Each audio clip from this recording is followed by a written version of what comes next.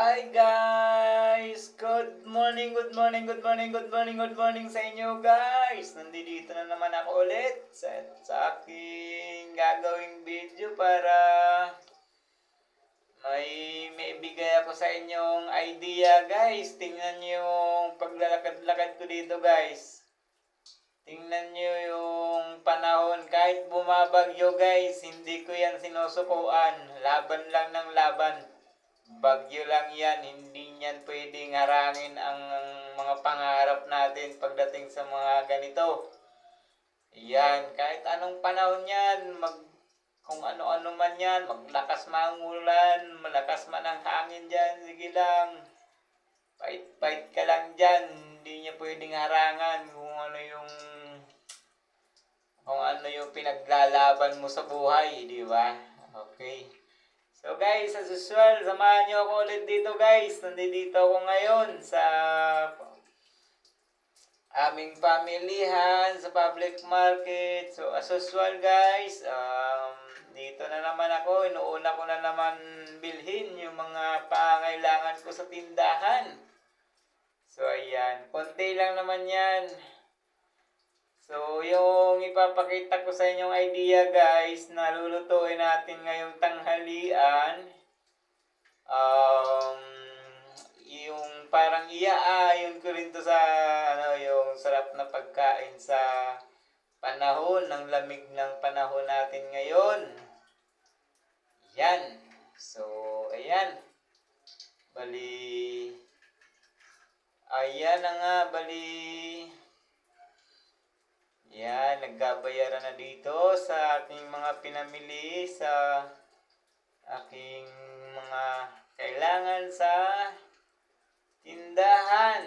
So ngayon, nag-iisip-isip talaga ako dyan guys kung ano talagang talagang lulutuin kong uulamin. So talagang nag-iisip ako kung ano, inuna ko muna si Suki kong gulayan dyan, kung ano yung pwedeng maluluto na mabibili sa kanya. Ayan lang, kasi tanghali na. Ayan lang naabutan ko na lang sa kanya. Ay sus, Ginoo Maria.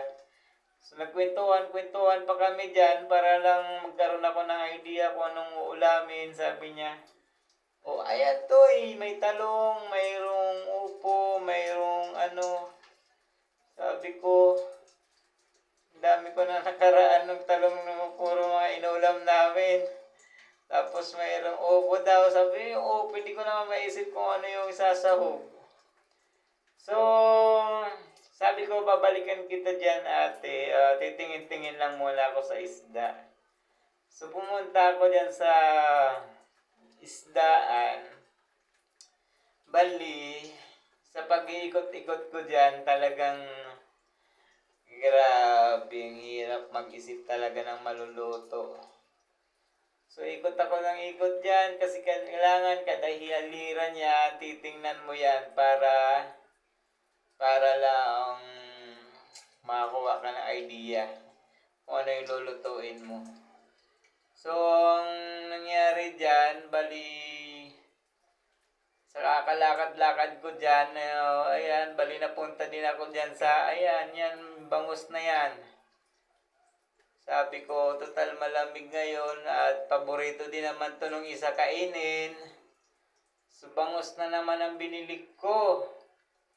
Niluto ko siya sa version din ng paksiw. So, parang paksiw din siya bangus kasi masarap din kasi yung taba nito pagka pinaksiw mo siya. Maliban dun sa pagsisisigang ng bangus na may sabaw. So, ito yung naisip ko kaya bumili ako dyan ng 2 piraso. So, pinalinis ko lang kay kuya. Sabi ko, wag mo lang hiwain. Ako nang maghihiwa niyan. Kasi pag ako naghihiwa niyan, yung parang kinakat ko siya ng pag tiningnan mo, malaki yung hiwa.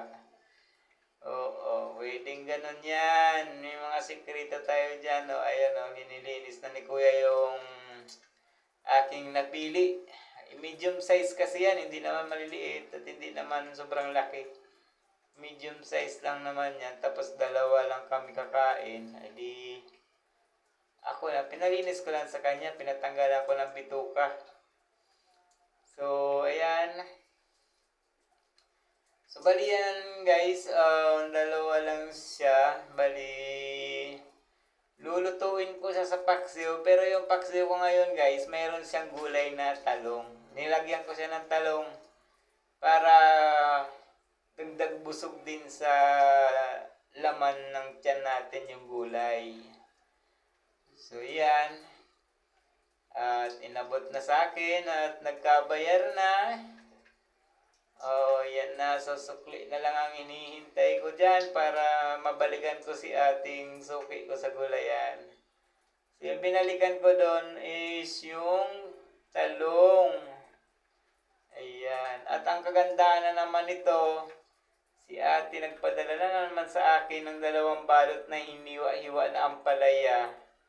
Ay napakaswerte ngayon ng yung mga kapitbahay ko doon kung kanino ko maambunan nitong ampalaya ay napakasariwa pa naman, bagong hiwa-hiwa lang. Ayan. So, ayan, bali bumili ako dyan ng 2 tumpok na talong. Ayan.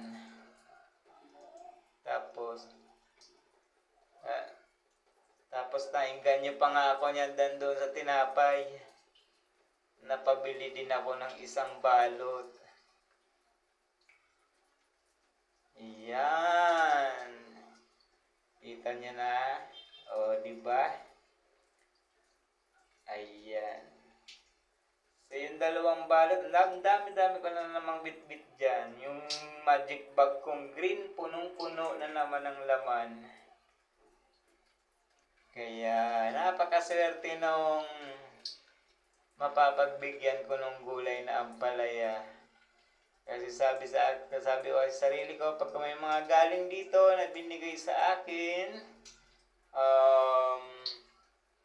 kung halimbawa hindi ko man din siya maluto, kumbaga isi-share ko na lang sa kapitbahay. Isi-share ko sa kanila o sila na lang din mag-isip niya kung anong luto ang gagawin nila. Basta importante sa akin ay hindi siya masira. Ayan. Yung tinutulong niya sa akin ni ate, tinutulong ko din naman sa iba. So, ayan na nga. Ayan, pinasok ng lalaki dyan yung hiniwa-hiwa na lang. Ayan. O, diba, 2 balot yan. Nice. Salamat na naman ako kay ate ng malaki. May mga matutulungan na naman tayong kapitbahay na nag-iisip din kung anong ulamin. So, ayan guys, bali tapos na din ako kay ate dyan. Dumiretso na ako dito niyan sa aking motor. Ayan, tingnan niyo naman yung daladalahin ko. Punong-puno yung magic bag ko. Diba? Pag ikaw ay mabait, ikaw ay laging binibiyayaan. Napakagaling naman. So, kaya habang sa bagay September na ate, suking gulay. September na. Ngayon pa lang pag-iisipan ko na kung ano talaga ibibigay ko sa iyong regalo pagdating ng Pasko. Pangako ko yan sa iyo. I-video ko yun para ma-witness nyo yung mga sinasabi ko. Diba? So, minagic ko na naman yan guys. So, nandito na naman tayo sa aming bahay at tindahan. As usual, nagpalit na ako ng damit dyan at nagpahinga. Okay, so na-ready ko na yan guys. Ayan yung mga binili ko. Yan yung binigay na talong ni ate. Bali madami yan guys, pero nakatumpok na kasi yan. Expected ko naman kasi yung iba dyan may mga, alam niya na, yung mga uod. So, hiniwa-hiwa ko yan para matanggal din naman yung hindi na kailangan isama.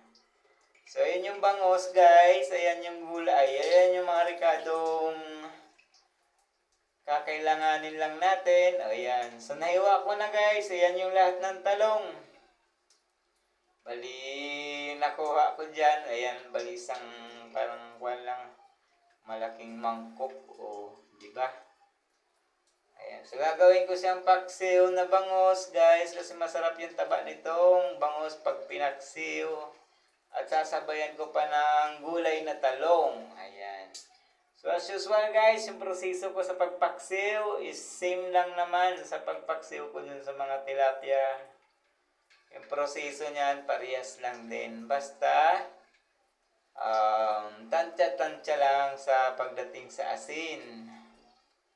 Ayan. Pero yung mga rekado niyan is same lang sa kuwan. Ay, di. Mayroon akong kuwan dyan. Ibang kuwan. Pero konti lang naman yun. Naglagay kasi ako dyan ng konting toyo. Pang ano lang. Pang pakulay lang ng konti sa sabaw. Pero sa tilapia, hindi ko na nilalagyan yun. Kasi ang nilalagay ko dun, konting mantika. Para mag-ano siya, magkaroon ng design, ay yung parang bubbles sa sabaw niya, sa mantika. Ayan. So, same lang yung process ko dyan, guys. So, yan, bago ko yan sinalang, sinama-sama ko na muna sa kawali. Yung mga ricado, asin. May asin yan, guys, ha. Laging may asin yan. Hindi ko lang naipapakita dun sa mga pagsabay sa ricado. Pero laging may asin yan. Ayan. So, binabaw ko lang din yung bangos dito sa mga ricadong pinauna ko. Ayan. Di ba tingnan nyo yan, guys? Medium size lang yan. Pero kinat ko siya yung parang pag tinignan mo malaki. Yan ang sikreto niyan, guys. Para malaki-laki tingnan. Ayan. So, ito na yung sunod natin na pangpalasa sa paksiw. Yan, inubos ko na yan, guys, yung isang pouch na yan. Kasi lalagyan ko ng maraming tubig yan dahil gusto ko nga yan. O yan o, yung toyo, guys. O, konti lang naman nilagay ko dyan yan. Pang ano lang naman sa sabaw yan. Ayan. So, dinamihan ko yung tubig dyan. Ayan. Kasi pakukuluan ko talaga siya ng matagal hanggang sa yung tubig naman. Alam ko na kung pwede na siya o hindi. Pero malaking nabawas dyan nung pinakuluan ko yan. Ayan. So, kailangan na natin isa lang yan, guys. Ayan. Tingnan nyo, guys, marami yung sabaw niya. Oo. Pero nung alam ko kasing malapit ng kuwan, mga 3/4 na lang yung sabaw niya, saka ko na nilagay yung talong. Kasi luto naman din yan. Ayan, tingnan nyo, ang laki ng nabawas ng sabaw sa pagpapakulo lang. O, saka ko na nilagay yung talong. Para hindi, yung talong kasi para hindi lang ma-overcook. Ayan. Kasi yan, talong, pag binabaw mo yan dyan, guys, kahit di na maano yan, basta parang yung pinakang ibabaw niyan, parang na-steam lang. Pero masarap na siya, guys, kasi yung nag-steam sa kanya, yung sabaw maasim na eh. Kumbaga, kumakapit na din yun dyan sa laman ng talong. So, yung talong na yan eh, hindi ko naman talaga totally niluto na overcook yan. Yung sakto lang. Kasi mas masarap na nakakain mo yan basta nakasama mo na yung isda sa pagkain. Ayan. So nakikita nyo naman yan, guys. Sobra-sobra, di ba? Pero nung naluto yan, tingnan mo, nagsakto na sa takip. Wala nang sumubra. Kita nyo naman yan, di ba? Oh, wah! Ay siya! Ay sarap na naman. O yung mga ganyang talong, nakaw. Kanina matigas, ngayon malambot na. Ito yung talong na baliktad mong kainin. Kung kailan lumambot saka mo siya kakainin. O ayan, kita mo na, tinimusan na agad. So So, yan guys, may natirang ulam kasi dyan ng kinagabihan. At mayroong, ano yan, yung gulay na press na kain. Yan.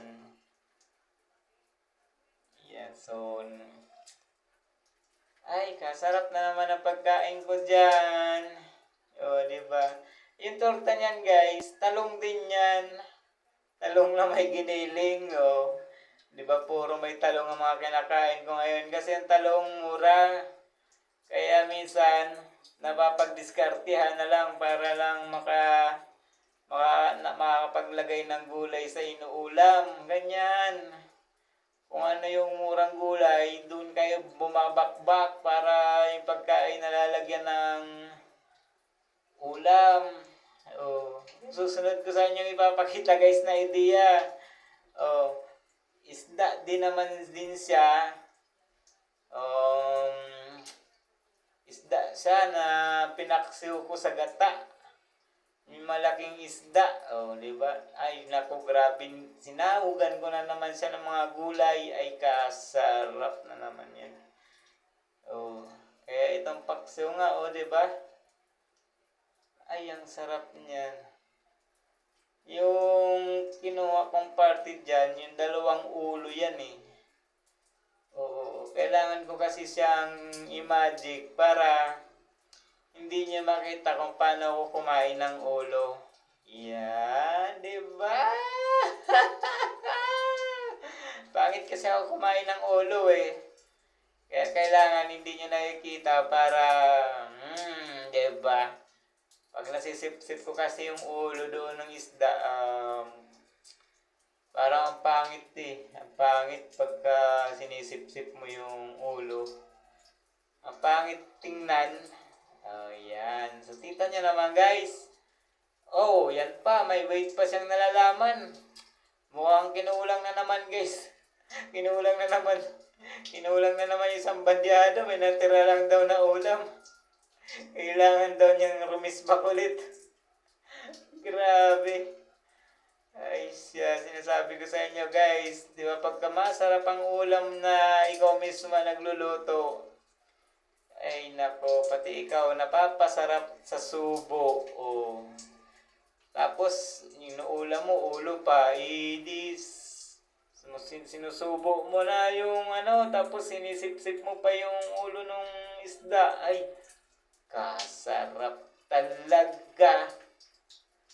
Ayan guys, kung willing kayo guys gayahin ito, ayan, matik yan. Nandiyan naman yung proseso niyan guys. Huwag kayong matakot magsubok sa pagluluto. Kasi yan ang napakagandang maaari nyong gawin sa buhay nyo, yung pagluluto na yan. Kasi yung pagluluto na yan, the best yan pagdating sa bahay. Lalo na pag nagpamilya ka na. Yun yung ano dyan sa buhay natin. So, kita nyo naman guys. As you can see naman, nakikita nyo. Ay, siya talaga man. Pag kaya na nabog, parang tanatamad na naman gumalaw yan. Ganyan katindan. Okay. So guys, yung link ko sa guys ay napakasimple lang naman. Para naman makarating to sa gustong matuto sa buhay, lalo na pagdating dito sa pagluluto. Kahit share na lang guys, ayos na sa akin yan. Share na lang natin to. Para naman yung may mga tao kasi, yung mga nagluluto, nahihirapan din mag-isip kung anong uulamin. Ayan, so pinapakita ko yan guys para kahit paano pag nagsilip-silip sila sa mga cellphone nila, ayan, kahit paano makapagbigay ako ng idea kung ano yung pwede nilang lutuin, di ba? So, ayan guys. So, talaga naman. Ayan, ganito dito na lang ako guys. Maraming salamat sa inyo. Thank you. At i-share nyo na lang guys tong video na to. Bye-bye! Mabalos! Mahal ko kayo. Thank you.